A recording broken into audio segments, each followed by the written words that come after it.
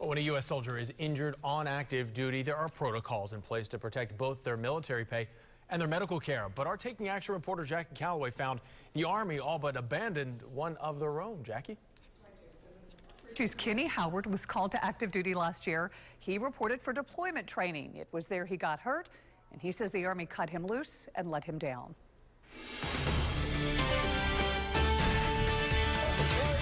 Active duty orders sent reservist Kenny Howard to pre-mobilization training last June. During a march, I rolled my ankle. The Army documented the injury. Is an injury considered to have been occurred in the line of duty? Yes.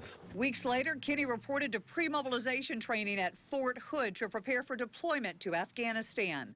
But the pain in his ankle grew worse. They found out that it was more than just a sprain. That there was some sort of damage in my ankle. This doctor's report indicates Kenny would need therapy and possibly surgery.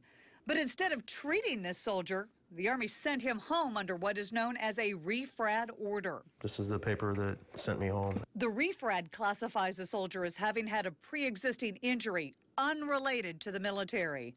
That order cost Kenny medical treatment and his Army pay for the last 9 months. How stressful was this for you and your family? It's cost me a lot.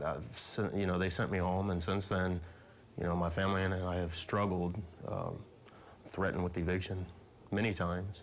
How do you feel about the way this whole thing has been handled? I did my very best, and I expect people to do their very best, too, to take care of what they need to take care of. Okay, your turn. Multiple phone calls up his chain of command got Kenny nowhere.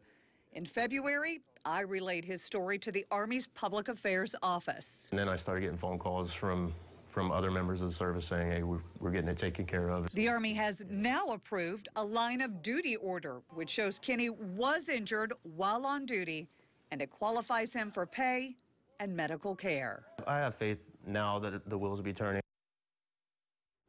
Now, we will continue to stay in touch with Kenny Howard until those benefits come through.